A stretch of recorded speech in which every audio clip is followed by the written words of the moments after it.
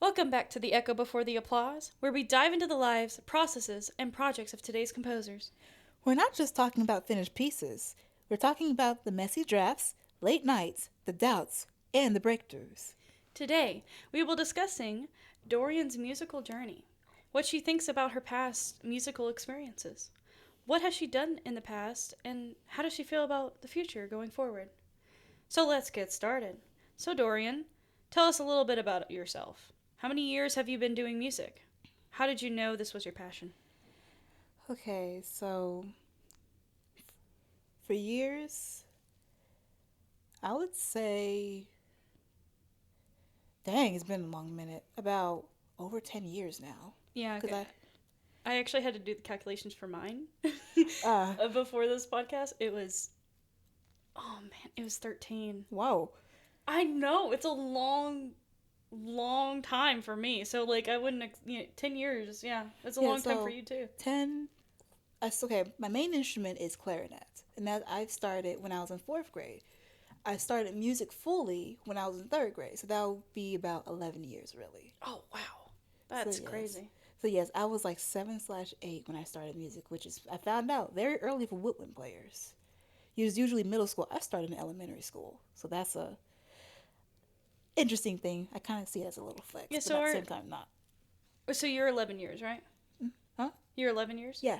Okay, so I was about to say, like, it's so funny to think this way, but my musical career is in its teens, and yours is almost about to get to its teens. Dang. I know, when you think about it that way. Imagine once it hits the 20-year benchmark. Oh no. I'd be like, oh my god. No. Oh my. But okay. But yeah, I'm at this point. I should say I'm a multi instrumentalist at this point because I play clarinet. That's that. I will go into detail for that. I would say clarinet for 10 years. I play tenor saxophone, which is for about take. I would say I started in seventh grade for 3 years. It was 3 years ago. 3 years after, so I'll say about 7 years. Okay.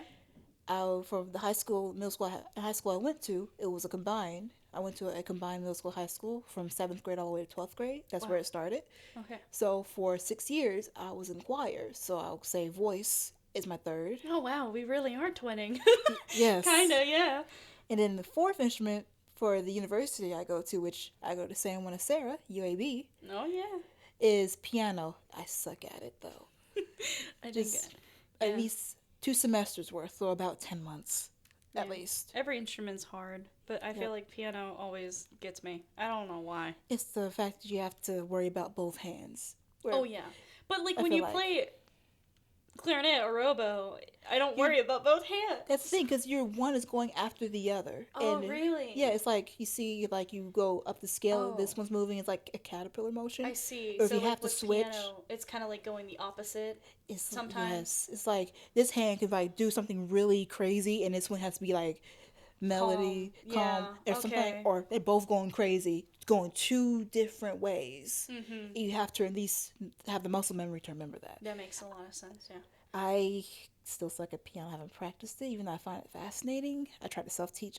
Funny enough, I tried to self teach myself with simply piano when I was 10 years old. Oh really? I tried. How did that turn Failed. out? It didn't turn out very good. It did not turn. No, it did not. It was. First of all, the piano. I lived with my grandparents. My family we all lived with my grandparents, and they Mhm. had this piano. It was my great grandmother's piano on my mother's side. My Oh. grandmother's mother on my mom's side. Okay. That was her piano.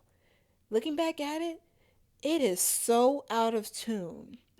Like when I played it, the C would not register to my iP. Not it wasn't an iPad. It was like an Insignia Android tablet I had. Okay. But the piano middle C Mhm. C4.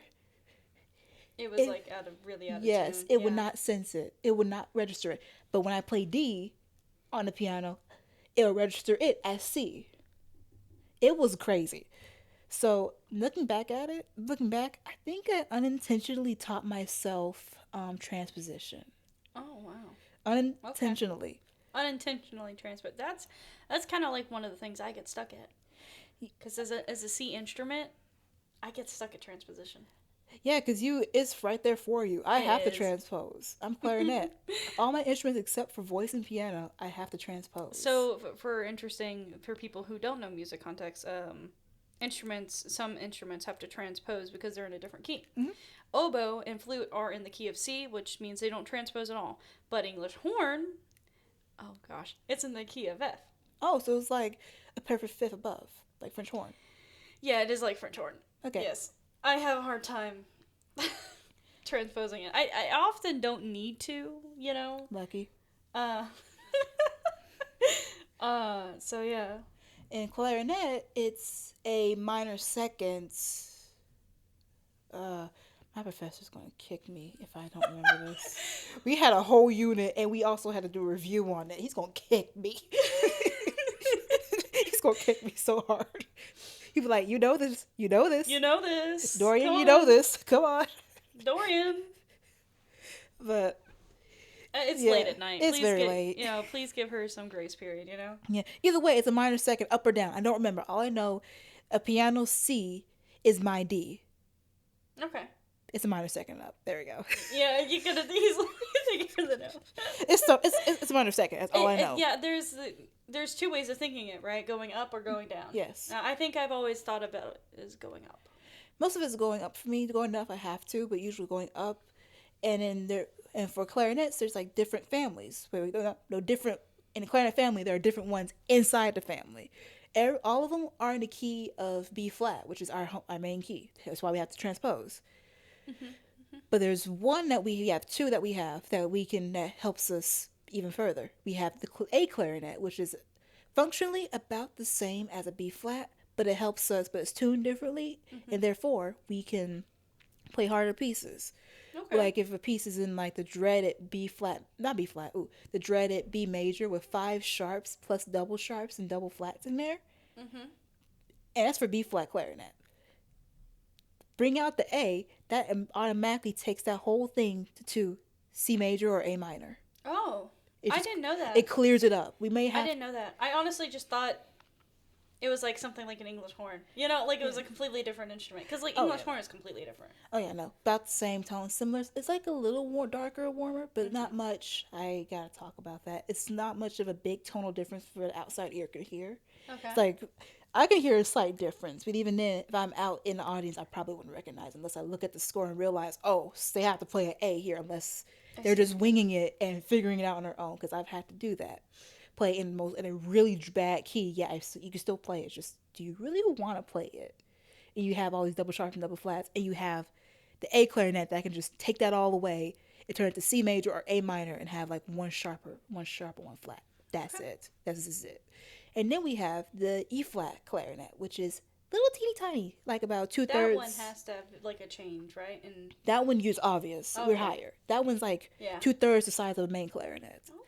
So it's like its mouthpiece is smaller, reed smaller, just tiny.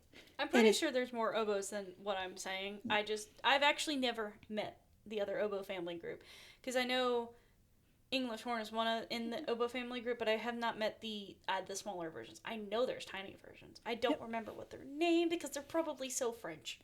Probably. But yeah, the E flat clarinet is like the best way I can say it, the piccolo of the. The piccolo of the. Yes. Yeah, I know there's a piccolo oboe. Like it's not called that. Please do not say there's a piccolo oboe. It's not called that. It's called something else. I don't know what it's called. My professor is going to kick me. But the thing is that I've never actually seen one. They're really rare. They really are. I know. I didn't even know. There's even a bigger oboe. I think that's a bass that I've never seen. Contra oboe or something like that. Something like that. I think. Oh yeah. Speaking of contras, we have a bass clarinet, and there's the contrabass clarinet, and then there's the alto clarinet, which is a bit big. It's like in between the soprano clarinet, that's the other name we have, the B flat soprano clarinet. That's the standard that you see in orchestras. The one if you look up a picture of clarinet, that's what you see, soprano. I see. Alto clarinet is like a mix. It's elongated a bit. It looks like a bass clarinet. If you look up a picture of a bass clarinet, it looks like it, but shorter. So it's kind of like, it's like the best way I can think of it is like the Pokemon. Shout out to Pokemon and Nintendo. Don't sue me. Yeah, Uh, don't sue us, please. please, just Yeah, shout out. I love the games. I play I the do games. too. I'm a fire starter. I Some always of play. them I like the games. Okay. I haven't played the game in a while, but I mean Kirby and Legend of Zelda. Pokemon has I've kind of decreased my like of Pokemon. I play it whenever. I just have fun with it. If I see a cute Pokemon, I'll just play it. Most of my starters are fire types, okay? You can judge me for that. I at all my files, I only have like 3 Pokemon games from the span of me playing it in 2018 to now. Okay. Only 3. And all of those fire starter Pokemons, they're overpowered OP at this point, overpowered. And I also have like dark Pokemon. So that's usually if I was. I just that's usually my stuff. Honestly, Mhm. if I was a gym leader, I would be a fire and dark gym leader. I wouldn't. I don't want to be like Ash. But like I want to be the. I don't want to catch them all. No, I want to be a fire type and a dark type gym leader combined. I'll just do that because I keep getting those guys. Anyway, I'm sorry. Got a little off topic there. Yes, I have a habit of doing that. Anyway, the alto clarinet is like the second evolution Oh, okay. because it's like an in between. It's like It's it's in not. between those. The way it Yeah. looks is kind of in between, where it's like not too long, not too short either. You can sit with it. You can if you're sitting with it, you need to use pegs to help keep it up. But if you want to stand up with it, it's not too awkwardly standing to your side. Okay. And yes, auxiliary wise, I also play the A clarinet when needed. I have not touched E flat. I don't want to touch that right now. No, but I have played a bass clarinet, and let me tell you, that was crazy in high school. But let me tell you, there's 2 different types of B flat bass clarinets. There's some that can go down to a low C. Mhm. Yeah, I think it's low C. I think there's 2. There's a one that goes down to a low C, and one goes down to a low E. One of them is a professional. Either way, I know the student variety. I love those because I can sit with those with no need of like a peg or extra booster because I'm short. So I know you play a lot of instruments from our Yeah, conversations. What would you consider yourself as a professional in, and of those instruments? clarinet. Full Clarinet. stop. Full stop. Not any of the others. Saxophone is getting there because I'm actually taking practical. Actually, not practical. They're practical, yes, but You know, for like proper like lessons and stuff. yes, actual lessons on it instead of Can you tell the podcast people, the audience, what all the instruments you do play, not professionally? not professionally. Yeah, things that you'd say like I it's dabble kind of in. like my saxophone and trombone. Yeah, I Dabble. dabble Okay. here and there. All right. Let's see. Piano is still in the list because I like to plink. I like to plink on it from time to time. I do have a few. And you did pass proficiency 1 and proficiency 2. Yep. I don't have to do that anymore. Yeah. So I'm like happy. when you're in college and you're doing a music degree, most music degrees make you pass a proficient like a 2 Proficiency? tests for piano. So you know the fundamental basics of piano. Yes. So Do I choose to follow them? No, because I forgot them. But I forgot half of it already. But I have a book though I can look back to. okay. So piano, Piano. I want to get into guitar, guitar. and I know people say it's hard, easy. I'm like, bet I'll do it. Either way, I'll figure it out. I will figure this out. It hurts my fingers right now, but I will get it. Just give me some time. Um, percussion maybe not really. Okay. I have bongos I was given for free in high school too. They say, hey, we don't have need for this, you want these? And I said sure. So I have a pair of bongos at home. I was given a harmonica in elementary school, and I still have it. It's like a metal harmonica. Yeah, I feel like we collect instruments. Yes. I feel like we collect instruments. I found a tambourine at a Tractor Supply. It's supposed to be for chickens, but I use it sometimes for like any ideas I have. I just have a random tambourine with a chain on it. You know what? If we have time, I might pause the podcast and literally go into my like sound closet. I have a percussion instrument that is a bird whistle. Ooh. And it makes bird tweety noises. Oh yeah, we had a piece in the I'm saying a lot. Oops. No, you're good. There we did a piece in the wind ensemble I'm in at UAB that Oh. required that. Really? Yeah. So in high school, I actually learned about this instrument through my high school band because we had a piece that required it. Wow. I know. That's I wonder if it's the same piece. I wonder. I forgot the title of it though, unfortunately. I forgot mine too. But I know what it sounds like. Me too. So, And then the other instrument, I need to tune it. Ooh, is a lyre, a 19-string lyre. Okay. Lyre. I'm not an actual liar. I try not to say lies. So, when did you know this was a passion? Uh, Like music, not like your composing career yet. okay. Like Okay, fair. music. Music. Whew, that's a. Let me think on that. Do know I grew up with music surrounding me. Some of my family did music. I'm not going to go into too much detail with my family on this podcast. I just know mainly, shout out to my mom. She did sing. She did learn to play piano. Hated it. So the gene carried on to me. I kind of like it. Still struggle, but I kind of like it. But she took piano lessons and she also took vocal lessons. To this day, she sounds like an opera singer to me. So I've heard her, and then, but mainly I say growing up, I mean, I was surrounded by different music Right, genres. yeah. Kind of like how I was surrounded by different music genres as well. Mm-hmm. Just like to give some experience, like um, doing Birmingham Girl Choir, my brother growing up in jazz and in marching band and in band, and my mom's mother being a teacher for vocalists, and then her being doing opera as well. So, mm-hmm. Similarly, not really, because for me, it was mainly like listening. So my grandparents, they would play like, I wouldn't say 60s music. It was more Motown, Mm-hmm. R&B, Mm-hmm. older Yeah. jazz and R&B. I would hear them even newer, but mainly older. They had CDs and cassette tapes of that still. And then on my mom's side, when I was with her, she would play like new age music, which that's where it kind of started Okay. my it was soundtracks. I remember a Disney playlist she bought specifically for me that she made for me, Uh-huh. even though she would not play it when I was supposed to go to sleep because I wanted to hear it. And she was like, "No, you will not sleep to this. You will You will not not go sleep to to sleep." Disney music. It was like when they were actually singing, and the Oh, singing, okay. not the Yeah, not the soundtracks, soundtracks. Okay. singing. They were singing musicals, new age, and a little bit of R&B too when Mm-hmm. it came in and pop. But I got a conglomerate of everything, and then the radio play all that, and then what I've seen with my classmates, but mainly my two influences growing up as well. I'm gonna admit something kind of embarrassing, not too embarrassing, but when I was like in elementary, late elementary, I had this big hyperfixation on How to Train Your Dragon in fifth grade. I feel like everyone's been there though. It hit me hard. I loved How to Train Your Dragon. Oh my gosh, I could not speak. I'm so sorry.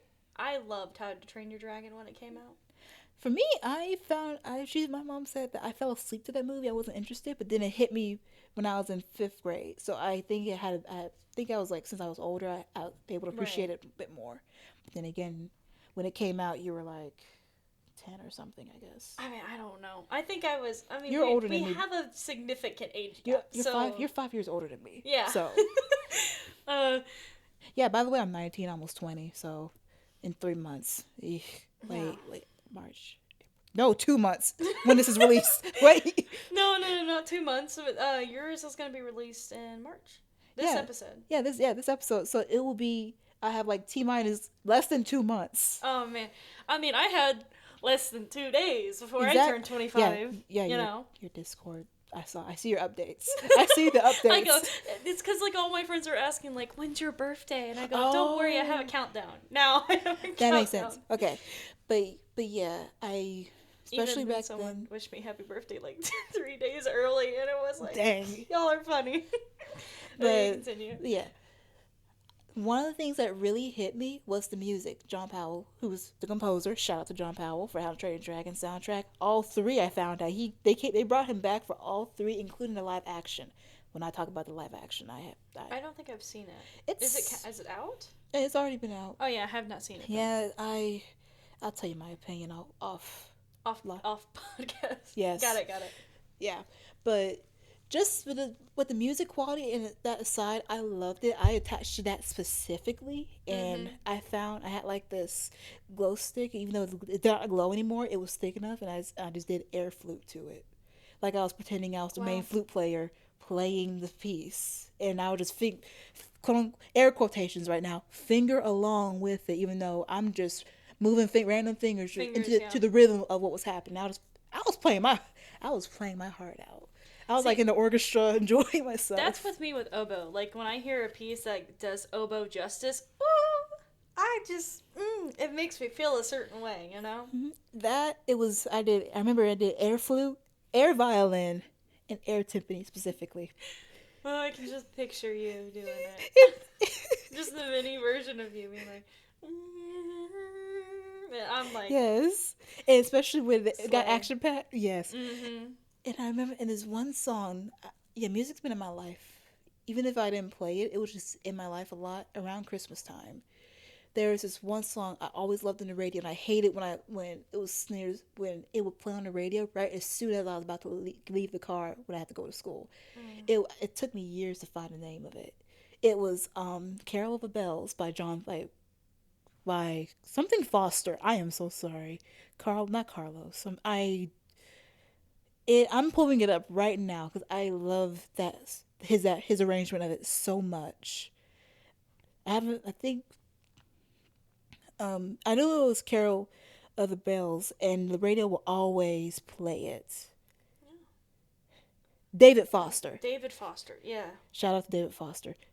But yeah, that a lot of composers woke me up to music, especially growing up. So that's, I guess, did I answer your question? I am so sorry. I'm going all Oh, over the place. you know, you're on the same path. I just said Okay. when did you knew it was your passion? It was my passion. It's hard for me to answer that. I just know when it came to me trying to figure it out as a career. Mm-hmm.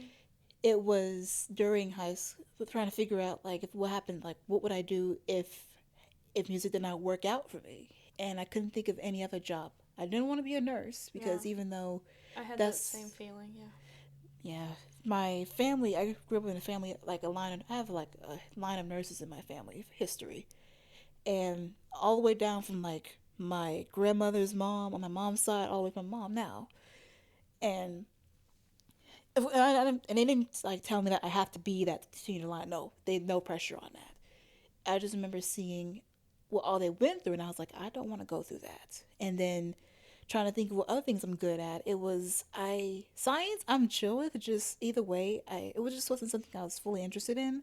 Math definitely not. I used to want to be a teacher, but I feel like that's going to come full circle because I do like teaching theory, music theory. Yeah. I kind of do. Okay. Beginner music theory. Beginner I music can't. theory, guys. I cannot go further past theory So, too. But yeah. when did you start falling in love with composing? When do you think that really hit you? Dang. Like,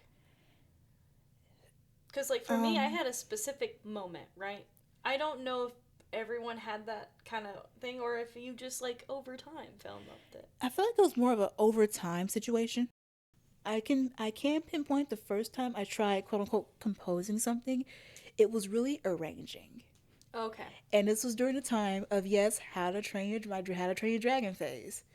I love the intro to there's this one track, it's not the title song, the title track, but it was the starting of like when a movie first starts when the DreamWorks logo pops in. Oh, It's okay. called This Is Burke. I remember that specifically because that's one of my favorite tracks I will play no matter what. Mm-hmm. I remember I did not have staff paper back then, so guess what I did? I took do you want to guess or no? I honestly, the only other guess I could do is you took some like notebook paper maybe and like created a staff or something. You're very close. Oh, I did. okay, okay. I took like those loose leaf sheets of white root paper Mm-hmm. and counted the lines Mm-hmm. and just got a ruler and just did a hard pencil line on all five to make a staff. It was a humongous staff because it's white roll paper. Yeah. I don't like white roll, by the way. Nobody likes white roll. Ever since I got out of elementary, middle, and high school, didn't really care. I've been using college rule ever since. Yeah, me too. But anyway, I think that's like an upgrade. yes. It's so hard to find college ruled paper when it's the time to get it sometimes. I'm just Yeah. like, oh, this wide ruled. Anyway, sorry. I made my own staff paper, air quotations there, and then funny enough, I was teaching myself oral skills at the time too because I was near the piano, but also just trying to sing the first four. I guess when I remember the first four bars of that track, and I was able to get a whole note, two half notes, or something like that, or quarter notes. Either way, and I was playing my clarinet too. So yeah, again, I think that was beginner oral skills. I was teaching myself. I was teaching myself music stuff way before, so I guess music chose me unintentionally. Yeah, I mean, I feel like a lot of people might feel that way, like that music chose them, not them choosing music. It just started. Just because technically music chose me first doesn't mean I didn't continue to choose it. You know what I mean? Oh yeah. It's not like oh, I had to do music. Sometimes it felt like that for me, but Fair enough. Sometimes I feel like, well, just because music choose you doesn't mean you have to choose it. You know what I mean? I get it. I know when I was younger, before I got to my high school, I'll call it high school because the majority of it, rest of the time, was high school, 9th through 12th grade. The first 2, 7, 8th were middle school years, but still. Anyway, it was just like I guess I just had a lot of childhood wonder with it. But I guess for composing or wanting to write more really hit during COVID. Oh, okay. COVID did something. Because it was like the very beginning where it was the week that that was that spring, quote unquote, spring break week that happened to continue on all the way till 2021. But anyway, got out for spring break. ... We know what happened afterwards. Yeah, we don't need to go into Yeah, it. we're not going there. Every morning, I don't mind telling the story. Every morning, my mom will go to work. She worked at I'm not gonna name drop the location, but she used to work in a nursing home. And every morning, I'll wait after I wake up, like at least like 30 minutes to like maybe 45 minutes after she leaves, or right after she leaves, where she'll like kiss me on the forehead, so that I'll see you later. I would be back home, etc. So forth. I would lay on the bed and I would just get up and then I'll turn the TV on. And usually the TV on will still be on the last thing she played, which was music, and specifically this artist that she played for me even when I was little. His name is Mars Lazar, like planet Mars. I'll have to look him up. Yeah. I don't think I've heard He's of him. an Australian New Age composer, Oh, wow. and he's Gotta love the Australians. I'm sorry. I'm obsessed with Bluey right now, and that's Oh, based yeah. in Australia. I love that fucking show. love Bluey's musical composer. Also, shout out, really good. They really are. Ooh. No, I don't. I can't. When we talk about composers, I get so happy and giddy because it's like they just create so many good things. You know? Exactly. It was just feel like I did not appreciate Mars Lazar a lot because when I was younger, and my mom would put it on for me so I can go to sleep. Only 2 songs I liked of his. I'm gonna name drop them, which is Amy's Lullaby, Okay. and the very first one is Amy's Lullaby, and another song called Awakenings. It was part of his romantic collection.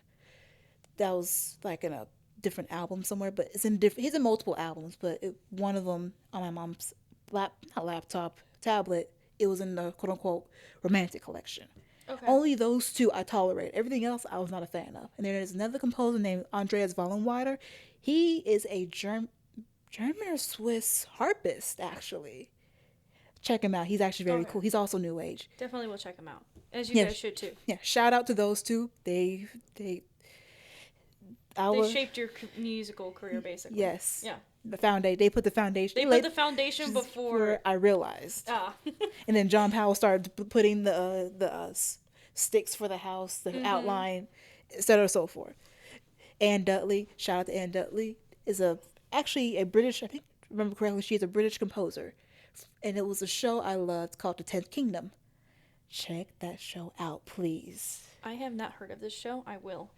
It's a docuseries. A docuseries. I say a docuseries because that's what I remember what it was called, but it's basically the DVD that we have. It was three DVDs, but they were like an hour. The runtime was almost 2 hours long, but the way some of it is like on, I'm gonna name drop this too, Pluto TV or Tubi TV. That's for free. Yeah. Those.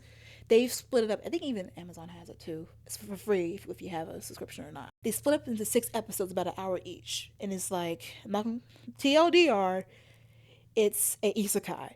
It's in the 2000s, where a prince from fairy tales that we know, Grimm's fairy tales that we know and love, he is turned to a dog by his aunt, which is the evil queen from Snow White's tale. She changed him to a dog and was trying to kill him. So he ran into a magic mirror, which put him into 2000s, or put him into the to New York City in the 2000s. So you would see the Twin Towers are still up also in the set because they're in Central Park when it happened. So you will see all of that pre 9/11, everything. Okay. So then this woman named Virginia, she gets caught up in it. Her dad also gets caught up in it. Trolls came in. They had to jump back in the mirror. Mirror got lost, so they had to help him out, do that. There's a wolf in here. That's all I'm gonna say. It got crazy. It's a crazy story, but it's fun though. And Anne Dudley, she can the intro of the song "Wish Upon a Star," which is really an arrangement of a song that already exists. But I did not know that when I was little. It was magical to me in the way the visuals of the intro, where you see New York City morphing into a castle, like a German like castle. It's the way they did like the morphing. It's the way they did it. It was magical for me when I was little. But yeah, she was also influenced there, but mainly. Oh my gosh, I'm sorry. I will talk about this for hours. I gotta wrap this up. But yeah, mainly back to Mars Azar. Props to Anne Dudley. Sorry. Anyway, Mars Azar. That's what did it, and then I think it was like it was a Tuesday morning. It was like raining outside. It was overcast anyway. And just woke up, played the music, and I just felt really nostalgic about it. And it just hit me like, this is beautiful. And I just let it play all the way. I think I got up at like 8 or 9, and I did not stop until 1 p.m. Wow. I just let the whole playlist play. Everything just played. YouTube just throwing it back to back. And I was just like, yes, I want this. And I decided I wanted to write music like this. Wow. Have I wrote music like that before? Not yet. We're getting there. We're getting there. Most of my music is like kind of romantic, like the romantic genre, like romantic inspired. You can hear a lot of Tchaikovsky and Shostakovich influences in there. You can hear those two a lot. So yeah. So you're currently going to school for your music Yes. technology degree. Yes. Okay. How do you feel about that? Like, has college like helped you at all benefit? I would say 100%. Okay. In fact, do you suggest other people who like want to go into a music career to go down that line, or do you think like you can do either way? you can do either way, but I guess from my standpoint, I do recommend music technology because even if it gives you more avenues and routes to music, not just being like, if you want to go into performance, do that. If you want to do jazz performance education, do that as well. For me, I want to be a composer, but I know also sometimes if I just write music, it's not guaranteed that I'll make money. Right. Music technology, it opens out so many routes. So It even if I'm opens up not so many doors. Yeah. Exactly. It does. I can be a sound designer, an audio engineer, ADR. I can do anything, a project manager. But the fact I have experience of just being in the field, that puts it there for me. So even if I'm like just in the studio helping out, I can be the best boy, which I don't know what a best boy is. I've just seen them in the credits in audio. I just see that one person being called best boy. I can be the boom mic operator, Foley artist, anything. I'll still be in the field I want to be in. And if I can still write on the side. Yeah. I mean, I want to do composing is my main thing, but same. if I can't, then I've got those other options, and I love them and enjoy them as much as I do, like composing. And as I go through this major, some of my the jobs I want to do is kind of shifted. Like, yes, I want to be a composer, but I'm starting to go towards more audio engineer too, mainly because I know my speed. And being in the music industry, they're pretty fast. And I usually release I say release as in I just finish it. I say this is done. Every 6 months I would write something. No, not every 6 months. Every 6 months something new comes out for me. Whether it's an arrangement, something fun I just do, or an original composition. Composition is usually composition, arrangement, or original arrangement. You don't want to burn out too much on compositions or composing. Like it well, I've been there. I can sit here and be like, as someone who had to get up and compose every day for like an hour a day, I've been there. Where you've just, it's hard. Practicing is hard for me too now. It's interesting. But yeah. So what does your composition flow look like? Do My you like flow, use Sibelius, DAWs? Like what kind of I pencil do. paper? Okay, I do a mix.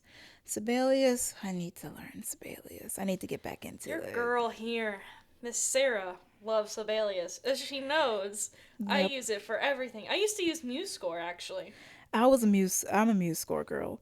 but then they And changed it, and then I hated it. I personally love the change. I had Muse Score 3 when it was out. I just dealt with it, but as soon as Muse Score 4 came out, I was a little confused, but then when I heard the audio quality, I was sold. And I just Yeah, worked with it even more. I personally like it I though. don't like it when people change the software too much. And Sibelius, like it's kind of easier to use. At least I don't know. That's Yeah, my take. fair enough. For me, from going from Muse Score 4 to I'm accessing the 4 of that Muse Score 4 to Sibelius, it was easier smooth transition, especially when my first class, which funny enough, computer music 1 that we have to take, that solidified my decision to go in music technology because in truth, It does a lot. Like a lot of people like take the first class and go, "This is cool," and it then was they either take it. it's either that or they'd be like, I don't want to do music anymore, and they Oh leave yeah, music. It's yeah. one of those two It's happen. one of those two. There is no really in between. Which is funny because I when I took that first class, I was like, why am I not in this degree? By the way, I was just general music I was major. too when I first I came in. think it's performance, Yep, right? general BA Oh, performance. dude, That's what I was when I first I came in. never wanted to be a performance major. I don't even know why they put me in there first. I was kind of pushed into being a performance major mainly for scholarship reasons because just like my teacher said, it was more like yes, nothing wrong with music. Like you can always transfer, which he was right. You can always transfer. It was just more like my portfolio was kind of weak a little bit. I had a few Yeah, pieces, and I was really strong on clarinet, and that was like my strongest suit I can do. So came in for performance, and then I was like, okay, fun, yay. And then until not one, two things, new professors that taught me that my health is just as important as clarinet, if not a bit more important, mm-hmm. and mental and physical health. That Yeah. definitely that. Would you say that that's what you would give your younger self like advice on? Yes, Yeah. take care Like of yourself. take care of yourself. Make sure you have breaks just as much as you play. You know. Don't just don't just circle your life around music. And even though that's the worst, I say it's the worst advice I can give someone because even though my life naturally revolves around music, even when I don't want it to, it just happen. It just naturally happens. I just let it happen. Right. Yeah. Like from music I listen to on down, Mm-hmm. anything that just happens. Hey, I like to dance sometimes. That requires music. Come on. It does. It does. How much? So Here's a good having question. hobbies too. Yeah. I I tell especially people who are especially going into the high school I went to when they ask me any questions about it, I would tell them that school can either make or break what you love. And if you decide to leave it, understandable. I am not no judgment. In fact, I wonder why I stayed all 6 years some days. But the biggest thing I could say is try to make time for yourself, no matter what they think. Try to make time for yourself. Have a other hobby outside of it. If it happens to coincide, that works too. As long Burnout as is real. Burnout is exactly. real, and you have to give yourself time to breathe to be able to create this music and art. I'm 100% that you have to put emotion into everything you do. Like even the smallest task, I think requires emotion. Yep. And music thrives on emotions. Hmm. And when you are burnt out, your music plummets. I don't think I've had burnout fully, but I know fatigue was really bad one I time. had burnout. Like real bad. I basically stopped playing. I Oh, stopped playing for. Do you remember COVID? yeah. COVID year in 2021. Hmm. I stopped playing completely. Dang. I. Oh man, me and my oboe back then, we couldn't agree. I Mm. couldn't get myself to practice or play. I just stopped. I stopped everything, and it was good that I did. You know, um, but yeah, I feel like burnout exists. Like Yeah. it does exist, and even like being super tired and fatigue, like you were saying. I was trying to look for fatigue, the Yeah. word. Um, it's real. Yeah, that's the one I had. It was. Am I going into the story for that a You little? can go. Yeah. It makes me smile a little bit as to what brought me out of it. It was music still, just not. I wouldn't say conventional. It was not the conventional of classical jazz. It wasn't jazz or anything. No, something else really did. But I think I know the answer. I think you do I know the think I know answer. the answer, guys. Yeah, We are it's friends, on my by the bag way. right now. It is on my bag. They're all screaming right now. What is it? Tell Okay, us. okay. I'm just gonna tell. Okay, I'll just tell the story. Anyway, it was, what was it? It was the end of my freshman semester, which was 2025 actually. This past summer actually. That's when it happened. Okay. And after this was also I was freshly out of high school, like a full year out of being at that high school. So again, I was still battling other things, but this was one of the things that made me face a lot of things in high school that I buried as soon as I graduated. Like once I graduated, most memories were like erased. I could not remember anything. Yeah. Barely anything. It's just my brain just did a defrag. Yeah. But yeah. I understand. Ever since that happened, ever since summer started, put the clarinet down, just didn't practice much. I did do lessons just because I had teacher. I did lessons or like 30-minute lessons, hour, just whatever I had. She was flexible payment. Not talking about her. She was awesome. I love her.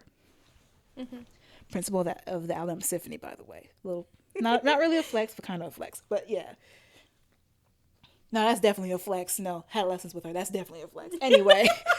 I mean, we're gonna go there. Jim Sullivan is technically first chair in the Alabama Symphony Exactly. Orchestra. So that's still a flex. And Miss Kelly Newport is the backup player for English horn. I think.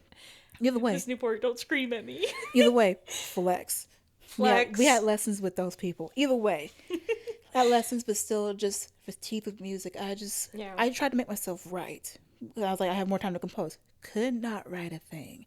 Everything was just sounded like trash to me. I still have the notes of what it was. I just did not measures. I just have the notebook still. It's just those things are just dead. They're just not going anywhere.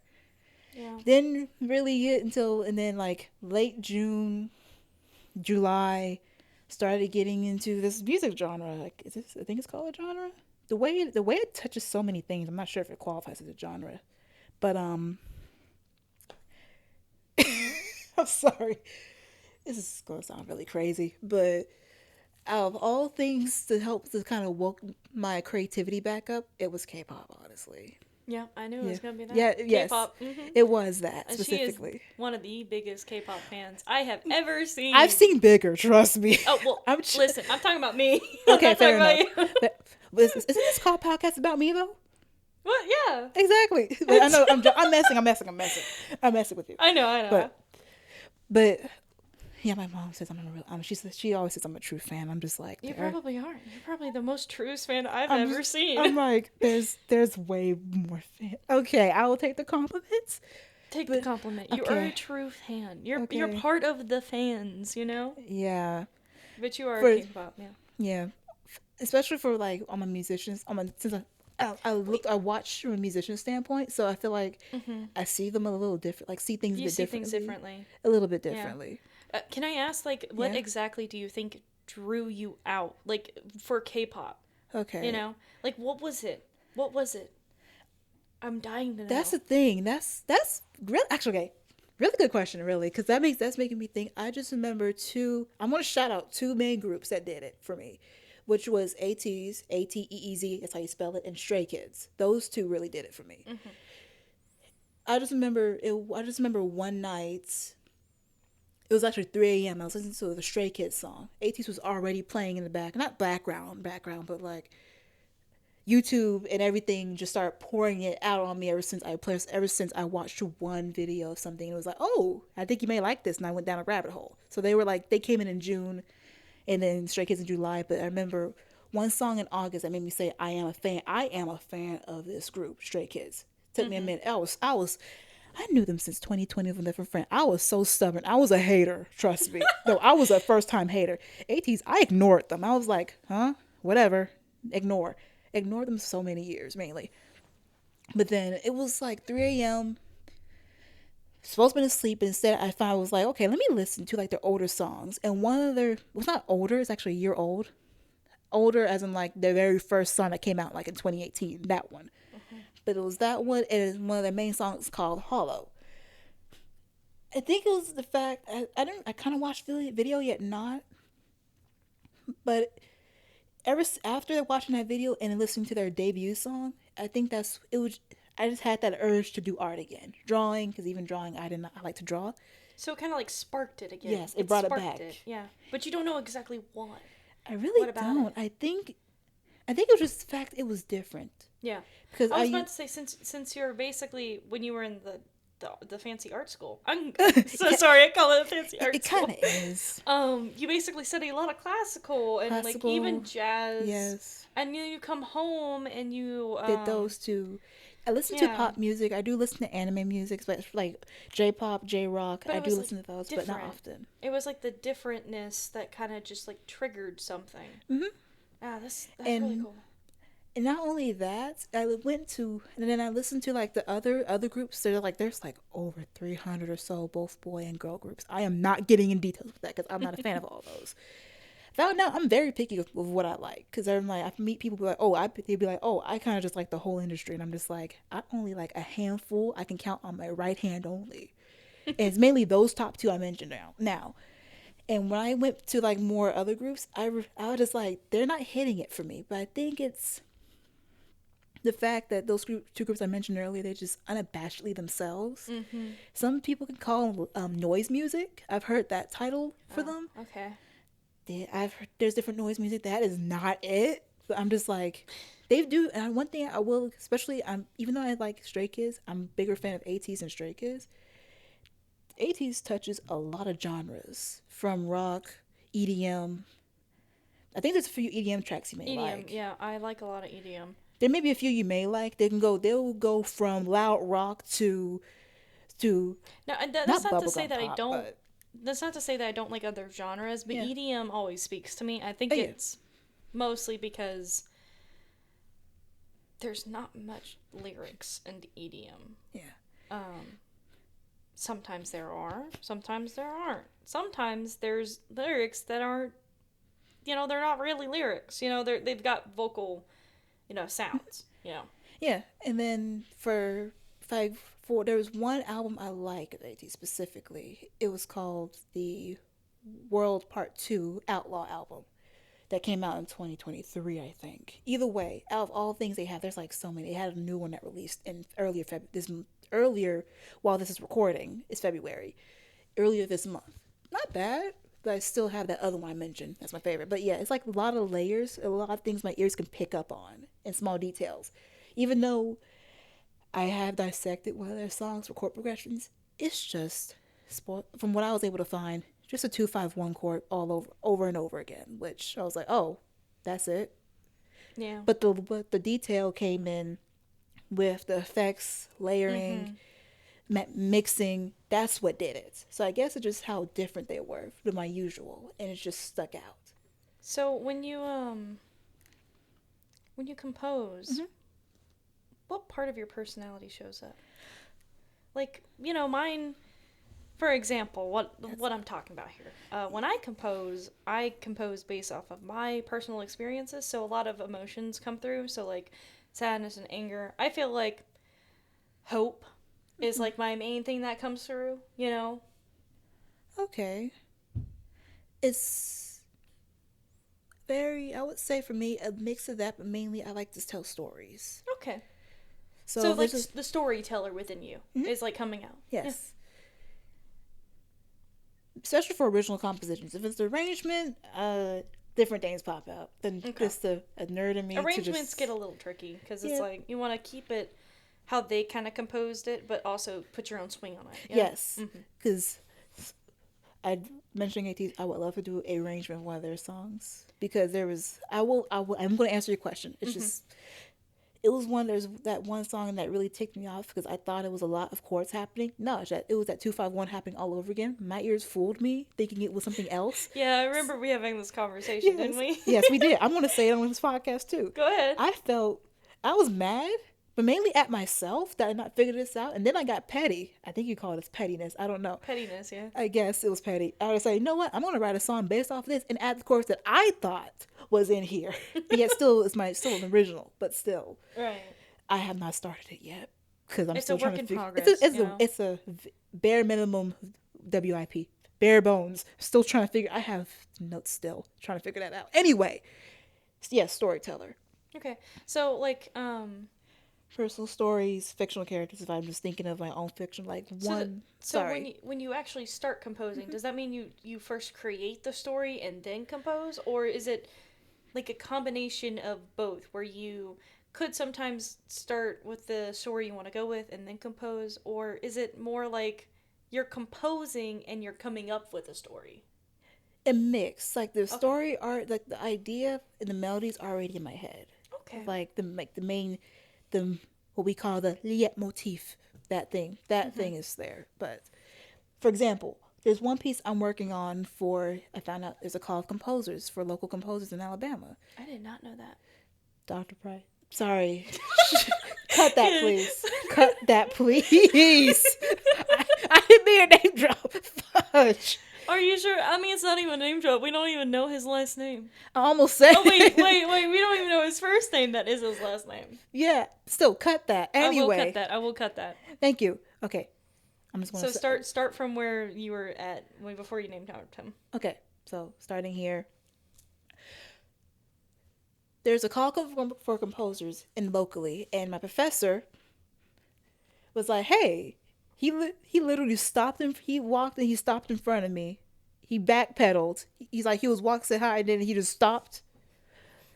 Looked like he was thinking about something, and then just walked backwards toward me. He was like, "Did you turn in your?" He was like, "Are you going to submit something?" I was like, "I really wasn't trying to, because all I had was eight measures of this can't speak right now, a sea shanty-esque melody."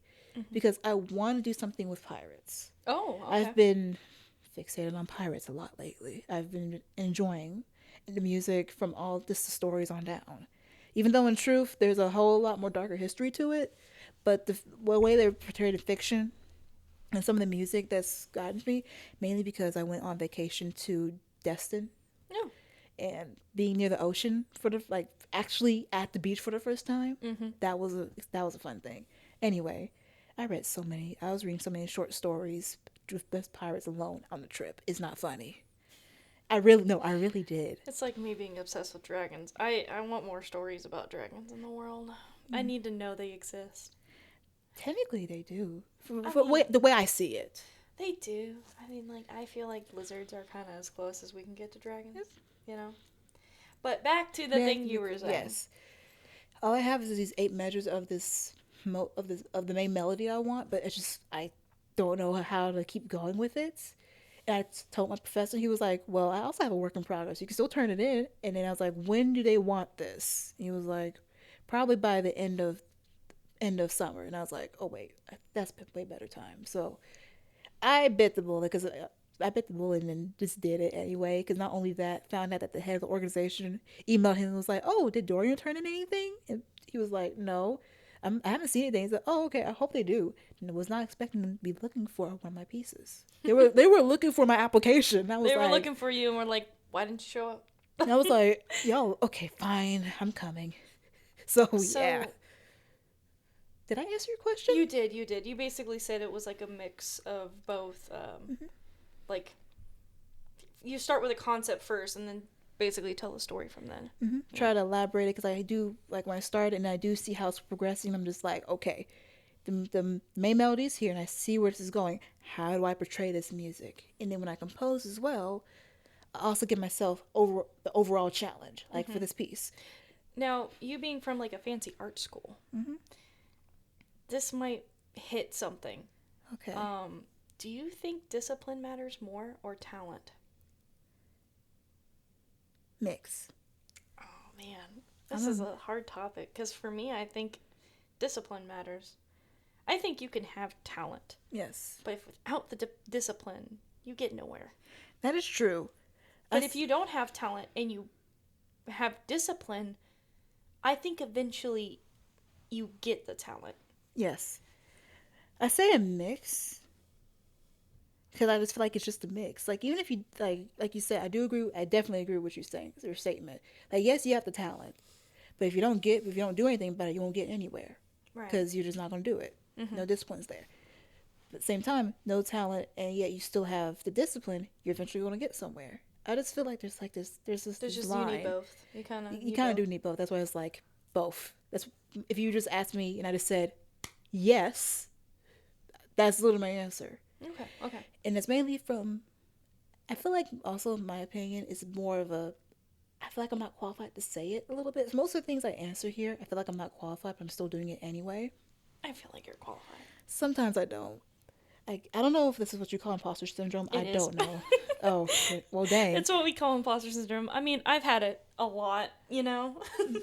So. But yeah, I've been told growing up that I've been naturally talented with music. Even like picking up an instrument, they didn't found out a lot of teachers in the past before the one from my what you call the fancy art school. Fancy art school. Yeah, before that one, they saw how easily I was able. They were able to teach me easily. Like Yeah. pick up, they can put an instrument in my hand, give me a few minutes, show me how to at least do the mechanisms. Boom, we got it. You want to know what talent I think is when this is so funny to me. And this is my story. I walked in one day to Miss Newport's lesson and I just start doing vibrato. Just out of nowhere. And she stops me and she goes, "When did you learn vibrato?" And I go, "What? I didn't even know what it was." And she goes, that. And she made me play it and she said, "When did you learn how to do that?" And I go, "Oh, I just listened to the flutes play and I just mimicked them." Wow. She literally walked out of that room and was just like, because like it took her forever, I think, to learn how to do that. It takes people forever how to learn to do it, and I just do it. I just did it. And the problem is when you learn it naturally, you kind of have to figure out how to do it not naturally so you can do it intentionally. You know, it's weird. Is that like how I mentioned how I unintentionally taught myself transposition and oral skills when I was both in 5th grade, by the way, all because I wanted to play How to Train Your Dragon music. I was just the whole motivation was I just want to play John Powell's music. I think it with just me, taught myself. I don't know. I was listening to a lot of classical music, and somehow my brain just picked up how to do it automatically. She didn't even need to teach me. I know I've had moments like that too in music. I just can't think of them. That's the only time where I was like, wow, I must have talent because I was able to do that so easily. Like, apparently it's harder on a double reed instrument. I don't know if that's true because it all comes from here. You know, I usually do jaw. You can't see my hand, but I'm on the chest. You know, there's different types of vibrato. So there's ones that come from the chest, the throat, which is the one that most people want, because of vocal. I get what you're just doing. I think I do most of mine through the throat or the like heart or something. I don't remember what. I had a whole lesson on it. Couldn't remember it. Yeah, clarinet. We're not really required to learn vibrato unless it's a specific style from klezmer music, jazz, especially 1920s jazz, which is one of my favorite styles. Saxophone, I had to learn, so that we was are not like flutes. Oboes are not like flutes where we have to do vibrato like all the time. I'm pretty sure flutes sometimes have to do that all the time. Oboe has to do it at the end of the notes, like da da da da da da da da da, and like to add that little flair. You know. Clarinet, we don't have to do that, but there's one big flex that we clarinets do. We can do, which is I learned how to do this. I just like flexing that whenever possible at this point, which is basically we start from nothing. Like we can be so super quiet. The oboe's wish. I could be so like, especially my lower notes. I can start so quiet and I can just like take like you're not seeing my hand right now, but like take a knob, like pretending slowly turning the knob up. That's what I can do. So I can just slowly, it is a clear, deep, rich tone sound just slowly come in like someone's turning up the volume. I could do that and eat out of it. My professor always tells us as oboe players, I don't know if this is true for clarinet, to end with a puff of smoke. So like no tonguing, no nothing like that, just quiet. You know? I feel like depending on the style and the piece for us. Us is always that. If it's a fast piece and especially it's or energetic, I will abruptly end it and then relax. Mm-hmm. But if it's like, especially if piece ends on like pianissimo or like a niente, which is to nothing, I will definitely do the puff of smoke. Okay. So yeah, but yeah, again, coming from some like going back to your question, Mm-hmm. from this like growing up, been told I've been naturally talented, and I'm kind of seeing the effects of that too. So it's like discipline definitely, but at the same time, talent is there too. But at the same time, you can have one without the other. I think. Am I okay? What am I doing? Decide. Oh lordy, oh lordy. You basically you're saying you can have both, right? Yes. Yeah, I'd say you need discipline more. Like I think you need discipline to really get you somewhere. Which is there are times when and some days I'm lacking that. Yeah, me too. Like practicing. I used to practice at least 2 hours a day when I was in. Well, really, it started an hour, and then when I got older in that high school, they expected me to do at least 2 hours, maybe 2 hours and 30 minutes at least. And in not in one sitting. No, don't do that. Please don't do that. No, Do it like in chunks, but still Mm-hmm. a lot of practice, like 2 hours, at least 2 hours a day. As soon as I got to college and I started writing more, it's been a big shift from me being a instrumentalist, clarinetist, to composer to now Yeah. It's kind of like evening out. a little evening out, but also composition and doing more technical stuff. It's starting Yeah, to take just more take more. Okay. precipice than clarinet, and I've been Have yeah. speaking of like your clarinet career, Mm-hmm. have you ever felt jealous of your peers' work? Like do you feel like your music stands out differently from the crowd? Clarinet or composition again? Let's do have you ever felt jealous of your peers' work as your clarinet career? Clarinet, definitely in high school, definitely, especially when I got older. So, returning listeners, I did a sneak peek about this, going back to All State Orchestra here. That was my final year. It's hard to get All State Orchestra, especially as a clarinetist. They only accept like four out the whole state. That is it. Guys, For the main top. that's out of like hundreds of people. Yes. You don't understand. It's out of your district, Mhm. you know, and I, it's a really big honor to get chosen. I would say if I'm going to also expand it to regions because they now have like North region, South region. Okay. In all, 6 for when you conclude regions. Without regions, 4, 5 at most. My very first year that I got accepted was 10th grade. I was so proud of it, and I was principal in their Symphonia Orchestra, which is like the intermediate advanced. We had hard music, but the festival was the one I wanted to get into. So I was like, okay, we're going to do, no, it wasn't 10th grade, 11th grade. No, it was 11th grade when I did it. When I got in, and I was principal. So proud of myself for that one. Still am. But then, my senior year, I was like, okay, we want to go bigger. We want to go harder. Prepared my pieces to the best of my ability. Scales, everything, audio, the quality, I think was pretty good. Like better than my first audition. I was proud of myself. Got the results back that morning in the middle of English class. I was not listening I was not listening. English teacher? No. We were talking about what is Beowulf? I think it was Beowulf. We were talking about Beowulf or something. I don't remember. No, it was Frankenstein because it was second semester. Okay. Yeah. Frankenstein or something. Good book, by the way. Shout out to Mary Shelley. That was actually a good book. I will definitely reread that again. But anyway, I was not listening in her class because I got the results. I happened to look, and I saw I was third clarinet that year in the same orchestra, Symphonia, and my best friend was principal.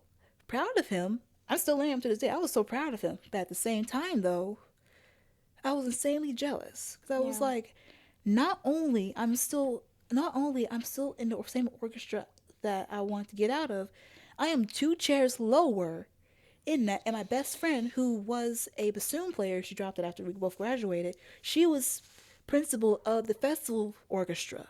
Yeah. And then, here's another kicker. When I said 5, I mentioned that it's rare when they do 5 because only because whoever the conductor was, they chose a piece and they needed a bass clarinet. That is the only reason they chose me. And so I Wow. felt really bad, like, oh, so I was only extra only because you needed me for this one thing. But in That truth, yeah. and it really hit. It kind of slapped me in the face. I know my teacher was not. I hope he wasn't really like this. The fact that it was like it's kind of weird when they do it because usually they don't really ask for uh third clarinets. It's usually double bass clarinet. Other than that, they don't really double because it's kind of like not really needed. Yeah, and he said that to you. He was kind of like he was confused as well because it was like what happened, Oh, and okay. then that was the same day we got the audition. I was masking the whole day. Ever since I was kind of like just masking, like, oh yeah, I'm fine. I was seething with jealousy. So the Mhm. whole and then hearing that was a big slap in my face. So I was like, Yeah. oh, so I am not needed technically. If they don't need the bass clarinet, why am I even here in the first place? Mm. So that whole day, Yeah, I that must avoided have my sucked. friends. Yeah. Not because I was proud of him. I was proud of all of them. All three of us, we made it. We were both. But you were disappointed in yourself and Yes, a little bit jealous that they got and not only good that, chairs. in fact, my friend was a year younger than me and new to the school too. Yeah, it It oh man, it hurts. hurts. I mean, Emily was also really new. Like, and she was younger than me. And it hurt. It hurt. I won't lie. She knows, by the way. By the way, me and Emily are great friends. We talk all the time. And she in future episodes, maybe, potentially, I hope. She'll be coming on here and I'll talk about my stuff, but like it hurts, man. When someone comes in and just goes swoop, you know, and they take it and then you're like, "Oh, now I've got this new emotion that I don't know how to deal with." Yep. So my main go-to when things like that happen, I just withdraw.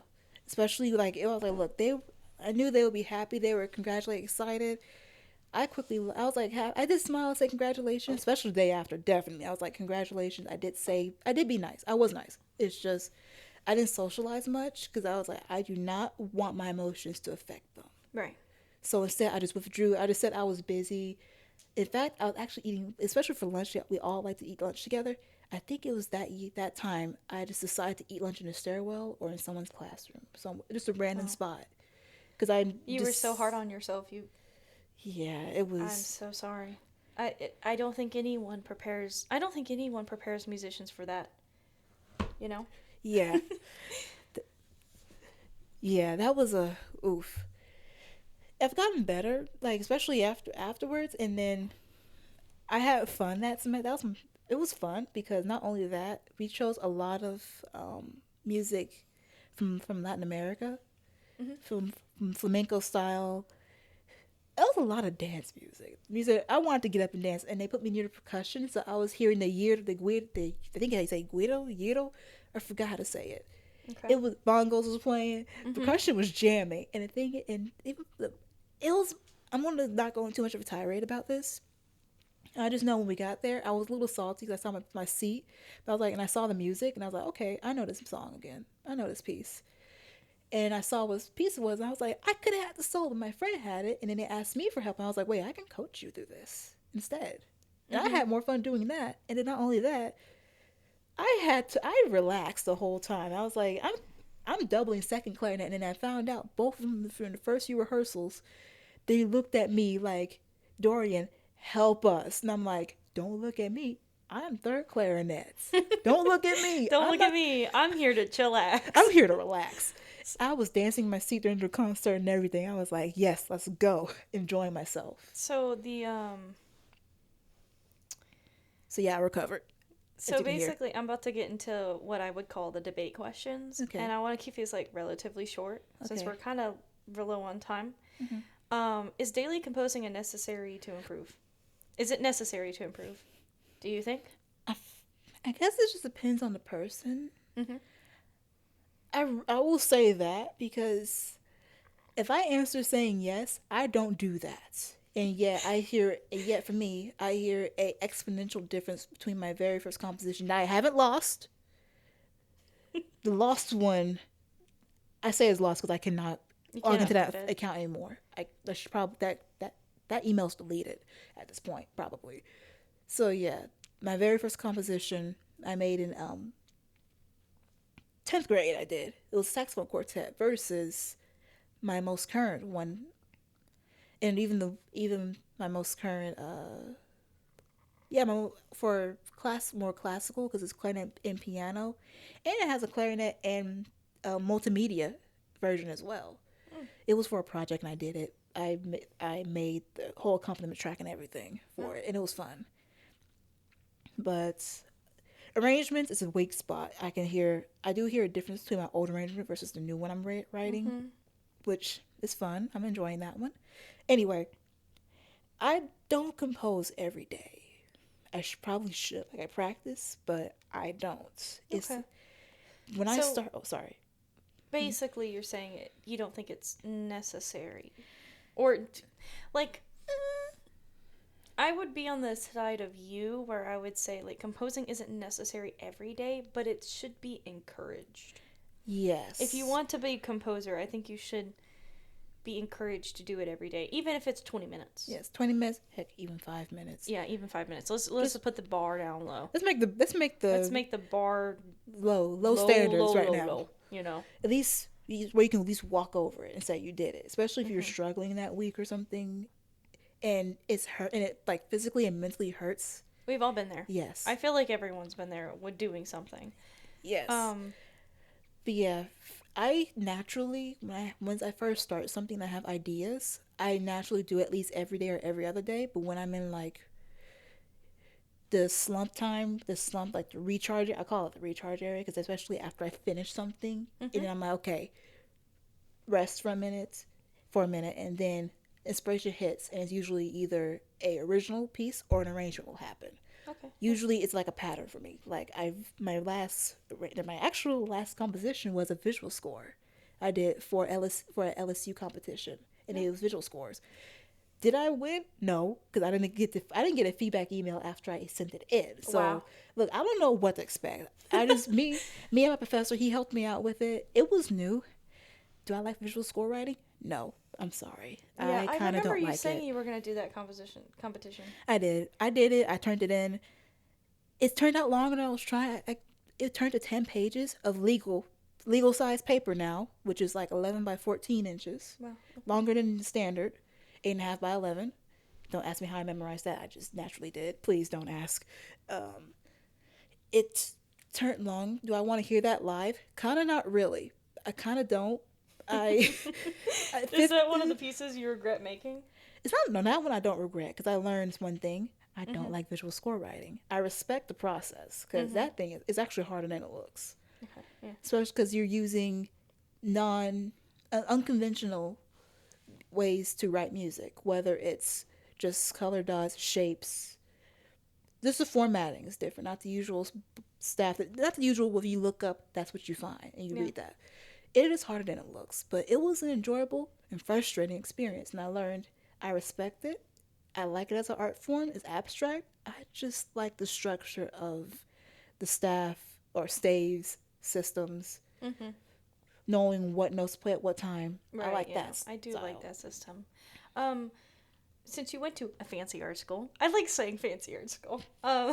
It technically is kind of like that. You grew up kind of with a toxic practicing, right? Am I correct?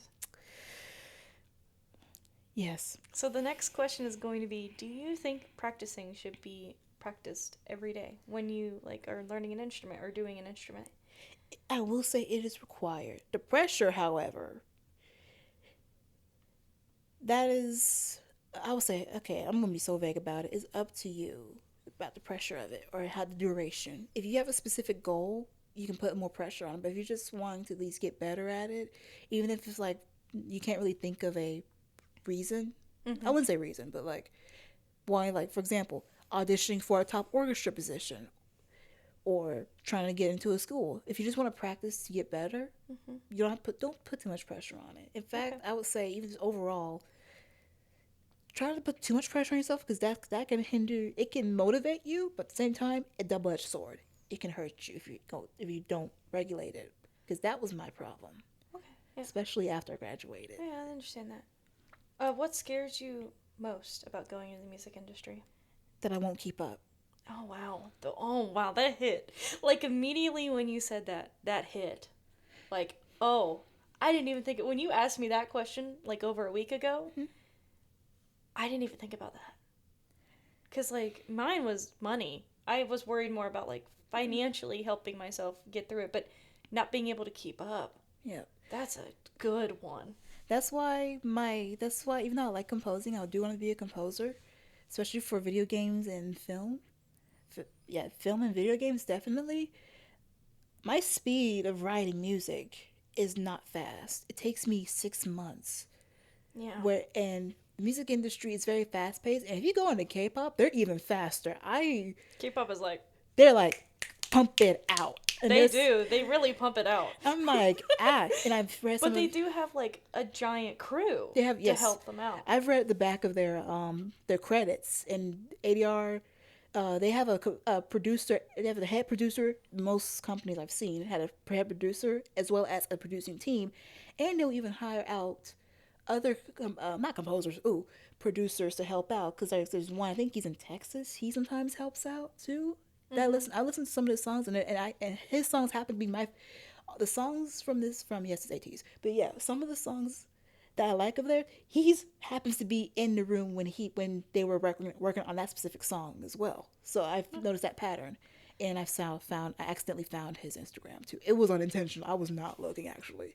It popped up, but yeah, I realized I can't keep up. I mean, I probably could if I work hard enough or if I have a really good structure about it, but naturally, I am very slow. So Yeah. instead, audio engineer, being the person Okay. helping in the studio, Yeah. like how like one of our studios in Birmingham, where UAB is resides, is Audio C55, being head studio engineer, Mm-hmm. or just being doing that. Doing that. I would Yeah. rather do that because I'm like, hey, I'm here to help capture your sound live the best of my ability. If Mm-hmm. I need to tweak some stuff, I can, but you don't. But you're not expecting me any artistic liberties at the moment. You hired me Right. to Yeah. capture what you need, Yeah. and I can easily do that Uh-huh. quickly versus write my own stuff or arrange. And Right. I can do Okay. that on the side and still build that catalog up. I can And, get I can get what you're putting behind. mhm. So you're gonna graduate eventually. Yeah. So my question is, what would success actually look like for you? Just being called either, I would say that sounded so vague. Oh, I would say for me, because I want to try to keep connections up and do all the networking now while I can, which I'll still do that and after college, but still want to at least start it now while I can. Right. Yeah. I would say just being the person that they call, be like, hey, we need your studio, or like, hey, We need would you. you We need Dorian. yes, you just need me. I don't care if I'm like the person on front of your album. I would just be if I would just be happy knowing that I look in the credits and see my name in the credits, even if it's the smallest thing. ADR, project manager, just something like that. So that's That what is mine. that sounds so nice. Like I don't have to be in a spotlight at this point. I used to, but now I'm like, you know what? I'd rather be in the studio behind the scenes. now, I think I originally thought I wanted to be in the spotlight, and now I'm like, I'm cool. Thank you. I I'm would good. I will do it, and I will do my best and try to blow things out the water, as they say. I will show off if given the opportunity, but just naturally, I clocked this even when I was in a high school where one guy, it was a senior above me. He was he was a clarinetist too. I think he still is. I don't have connections with him. He was like a rival. We were posed as rivals. He was like a year Mm-hmm. older than me. He was more fast music, more technical, being flashy, know how to do jazz and everything. I was more lyrical, still struggle Yeah. with jazz. I was just given a saxophone. Here's how to play it. Now go play jazz. That's why I'm glad I'm getting proper lessons now. I mean, I can See. play it, but now understanding jazz, Right. I have a love hate relationship with that genre anyway. I'm not. That's not. I'm starting to love it more because I'm now understanding how to improv over it now. But Yeah. anyway, I started realizing that wait a minute, I want to be in the background more. Mm-hmm. Like being in the studio and seeing soundboards. I started looking at more soundboards, seeing pictures of them, and I was like, I pictured myself in that so quickly. Like I could just look and I saw myself standing there, touching one of the knobs, or just sitting there with a team. Mm-hmm. Anything, not in the booth, just in there in control of that, rather than being on stage, so, in the limelight soloing. Speaking about stage, have you ever had like a performance gone wrong? Honestly, if I have to say that, it was mainly in a group setting, Oh, and okay. mainly, half of them, I would say most of my performances went well, Okay. but in a group setting, there were times when it did not go well. Like my high school, I'm gonna say two. I'm gonna tell a story of two of them. One more recent and one that happened in high school. I was in middle school, really eighth grade when it happened. Middle school, we had a thing called Disney Night, and it was the music department, and we all the choir, jazz, singers, and orchestra.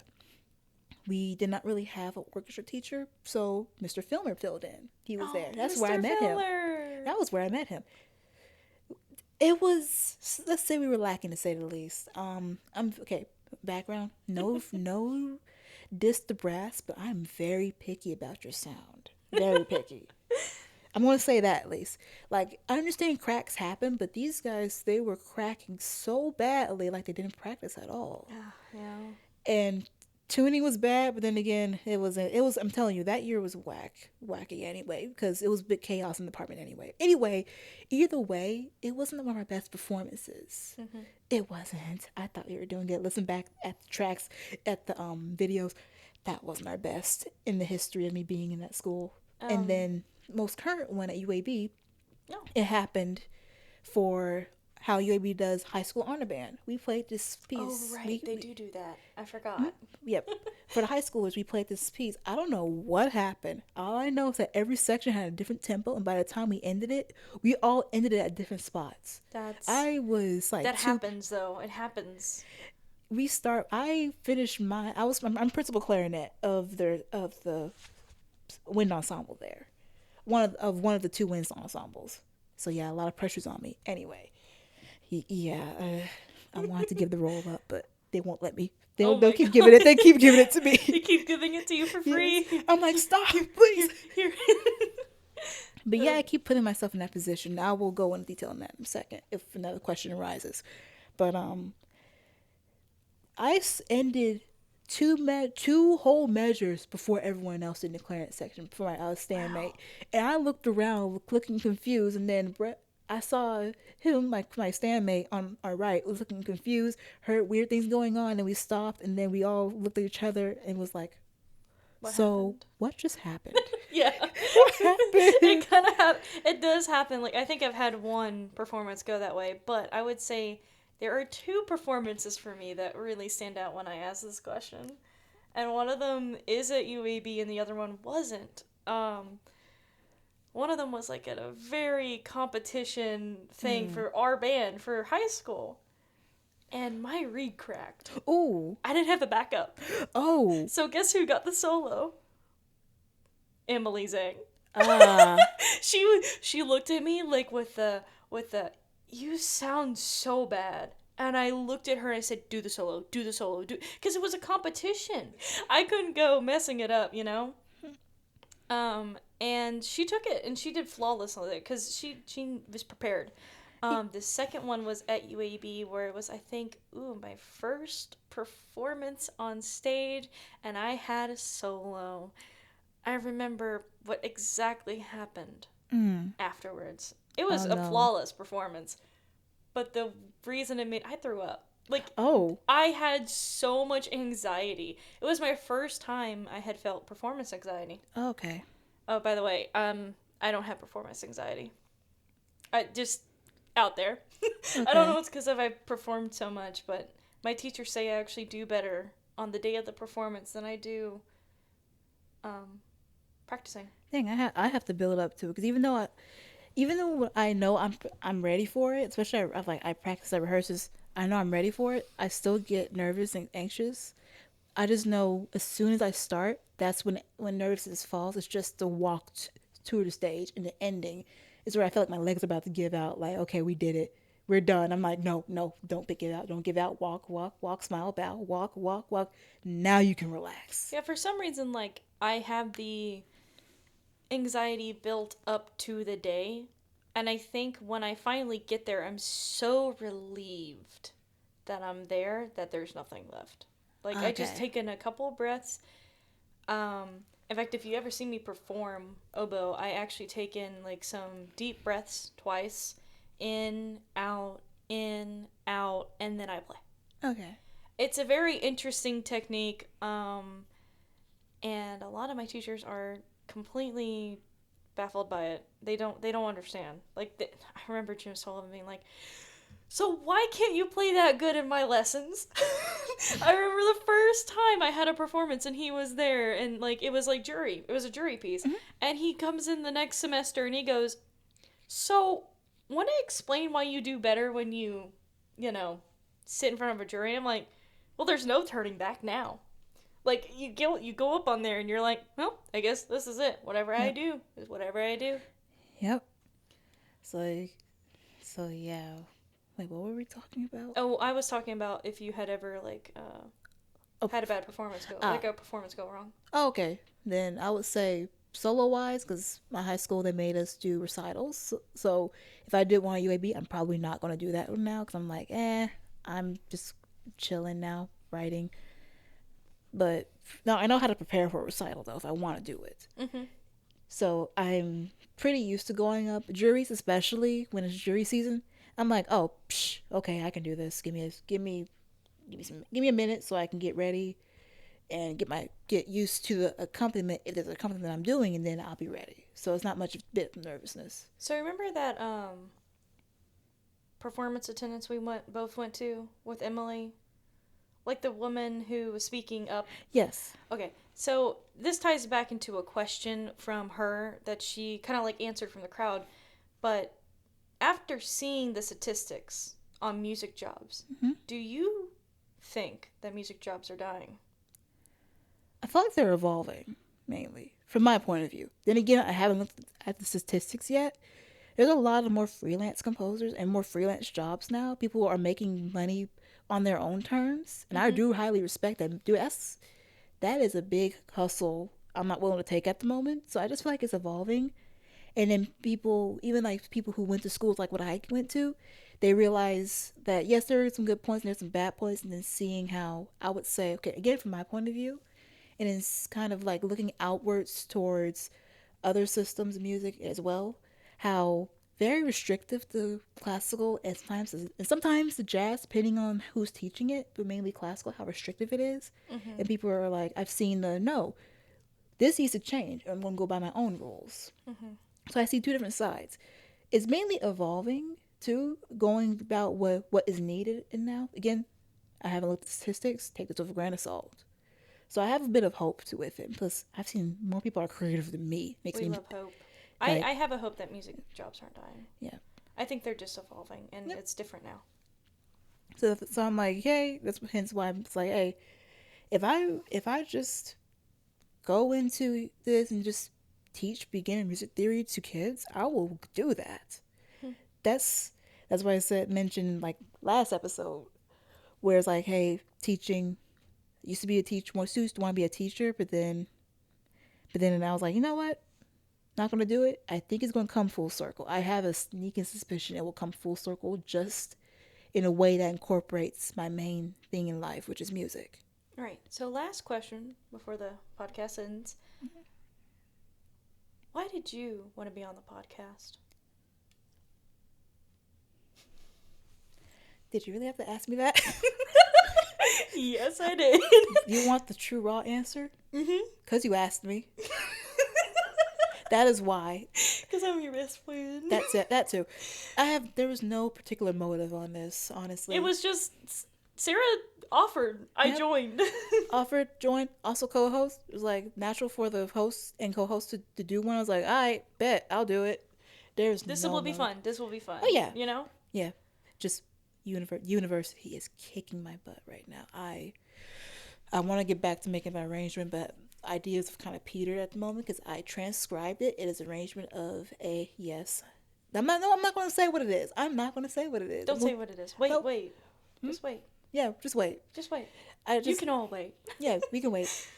All right. So yeah, I just wanted to work on it some more. I haven't been able to because of university. Because I meant to tell you this. One of the things I do for composition, especially whether it's my own arrangement or original piece, I have a goal in mind, an overarching goal. Okay. And it's like from a motive or just something I learned in theory. Because I've noticed, even though my grade in music theory does not reflect or say I know what's happening, I incorporate what I learned into my music and I use it how it's taught, quote air quotes, taught to me.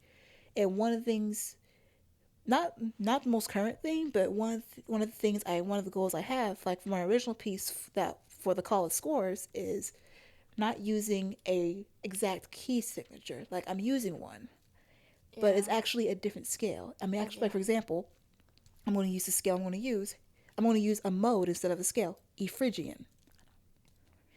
I'm using E Phrygian, and it looks like it's in C major, Right. but it's not. But it's not. Yeah. So that's my main motive, just I to gotta keep get better that. at that. I gotta get better at that too. Yeah.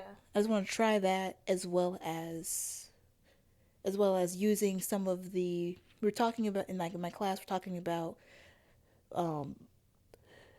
using leitmotifs, how to not reinterpret melodies, but also just reusing them. And we're studying Wagner. No. We're doing that now, and it's fascinating. A lot of information, but fascinating. So I'm going to want to try and ask my professor's help and do that and add more substance to make this piece go from 8 measures to 8 minutes long. No. That is my main goal, overarching goal. So yeah.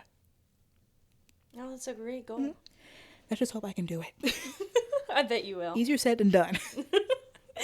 Well, this is the end of our podcast. I really hope you guys enjoyed Dorian's story and, questions. And next podcast, we will have a guest speaker. Well, yeah, I'll call them a guest speaker, but they're going to be on, and you'll get to know them more and their journey, and let's hope it will be fun, just like these past 2 episodes, right? Yep, right. All right, we'll see you next time. Bye. Dorian signing off.